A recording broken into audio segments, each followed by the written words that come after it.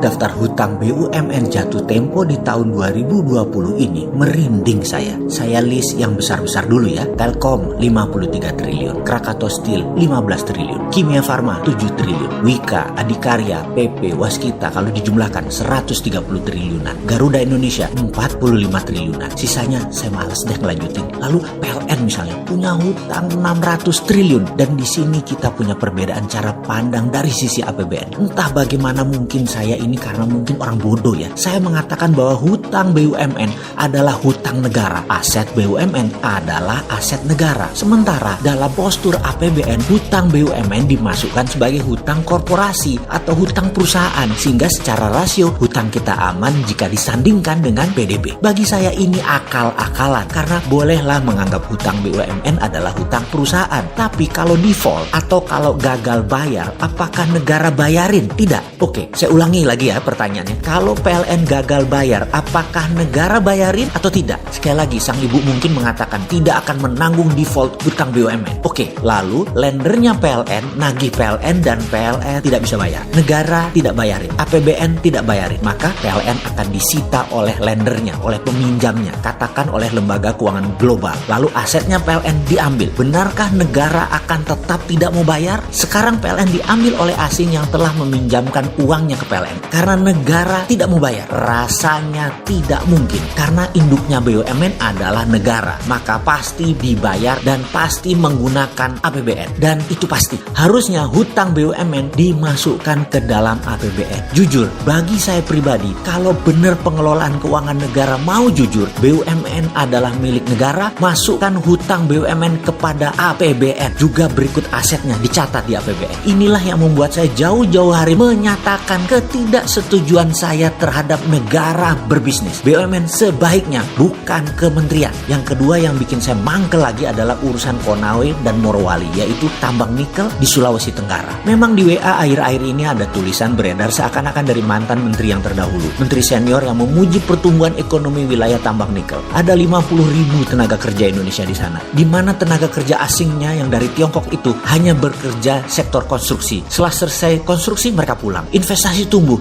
dan pendapatan daerah menjadi tumbuh luar biasa. Begitulah dia menulis. Tadinya saya mau diam aja, tapi kok sepertinya jadi kayak bener tindakan itu. Ya terpaksa kita buka-bukaan lagi. Pertama saya minta izin dulu ya. Urusan tambang jangan ragukan pengetahuan saya walaupun hanya sedikit. Namun dua perusahaan tambang saya yaitu CaOH 2 kali atau kalsium hydroxide dengan kapasitas 100 ton per hari adalah sebuah pengalaman panjang sejak tahun 1996. Kemudian pabrik litium kecil, belum skala komersial, namun cukup buat memahami apa itu dunia pertambangan, smelter, hingga proses pemurnian sampai finish produk. Pertanyaan pertama, apakah smelter nikel Konawe itu sampai pada tingkat finish produk atau hanya merupakan aktivitas untuk pembersihan impurity saja? Maksudnya bagaimana? Menurut saya, smelter modelnya di NPI atau nickel pig iron itu akal-akalan Tiongkok. Itu mesin banci. Bener, mesin banci. Hanya membuang silikat dan unsur-unsur pengotor lainnya yang tidak memiliki nilai ekonomis. Namun, nikel, fero, lithium, kobalt, dan mineral rare earth lainnya dalam fraksi yang sangat kecil tetap tidak terbuang. Ini terangkut. Jadi masih terkandung di dalam logam raw nikel ini. Saya katakan raw atau mentah karena by all standar kadar nikel di dalam NPI ini sangat rendah jika kita menggunakan benchmark produk ferronikel sebagai standarnya. Sementara yang dibayar dari produk NPI nickel pig iron ini hanya percentage kandungan unsur nikelnya saja yang notabene kecil kandungannya. Sementara besi atau ferro yang menyertainya tidak dihargai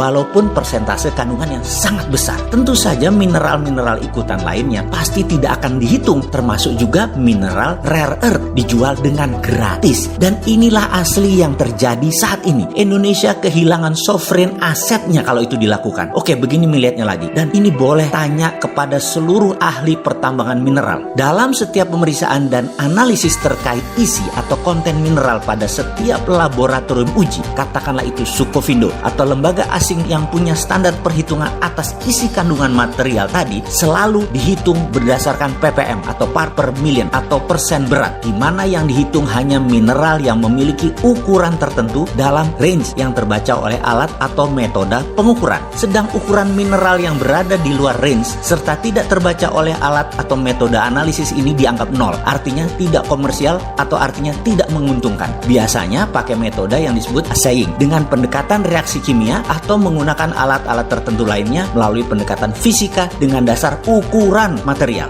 Pertanyaan sekarang, berani nggak menghitung konten material pakai EDAX sistem yang menggunakan spektrum warna? Di seluruh dunia, ketahuilah wahai pejabat yang terhormat, metode perhitungan isi kandungan mineral selalu menguntungkan pembeli. Karena itu mereka tidak pernah mau pakai sistem lain, maunya hanya menggunakan ukuran material saja sebagai dasar pengujian di laboratorium. Kita pemilik sovereign asset selalu dikadalin. Karena itu kalau saya sekali lagi dapat mandat nih, tak stop semua eksplorasi mineral ini. Tapi sebentar, jangan takut, nggak mungkin Sontoloyo ini dapat mandat. Ora minat belas, ambil tuh jabatan. Nggak pantas orang kayak saya ini. Jadi dalam hal ini, jangan bandingkan dengan 50.000 tenaga kerja Indonesia yang bekerja di sana. Lalu ada investasi 20 triliun sebagai sebuah kebanggaan. Pak, yang namanya investor duit 20 triliun itu ya harus balik. Kalau perlu, beli pejabat. Kalau perlu, pejabatnya diajak masuk bisnis. Namun sebuah kepastian lain adalah aset kita, mineral kita, sovereign aset kita hilang karena silau dengan uang cepat itu pejabat. Kalau dari pendekatan income statement sekarang, kehadiran investasi asing merupakan subjek pajak dan royalti terkesan sangat menjanjikan. Namun coba lihat dari kacamata lain. Untuk setiap material seperti biji nikel laterit ini, jangan hanya dilihat dari komoditi dagang atau trade commodities. Coba lihat dari kacamata mineral strategis. Mineral strategis pendekatannya bukan komoditi dagang yang dicatat sebagai revenue dalam income statement negara, tapi dicatat sebagai sovereign asset yang ada di balance sheet negara. Kalau dicatat sebagai sovereign asset, manfaat nikel di Morowali dan Konawe bukan untuk 50.000 orang, tetapi buat 5 juta manusia Indonesia.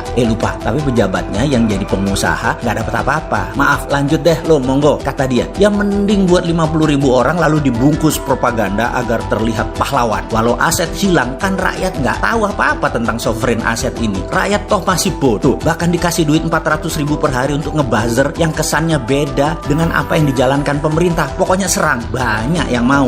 Sahabat, semoga informasi ini bisa dipahami. Sedikit kontribusi pemahaman pandangan dari sisi lain, sedikit kritis, tapi ada solusinya. Sungguh, sovereign asset itu adalah cikal bakal sovereign wealth fund yang harusnya negara mainkan di tengah pandemi ini, bukan malah menyetujui undang-undang minerba yang baru yang kemudian membuat sovereign asset kita hilang selamanya.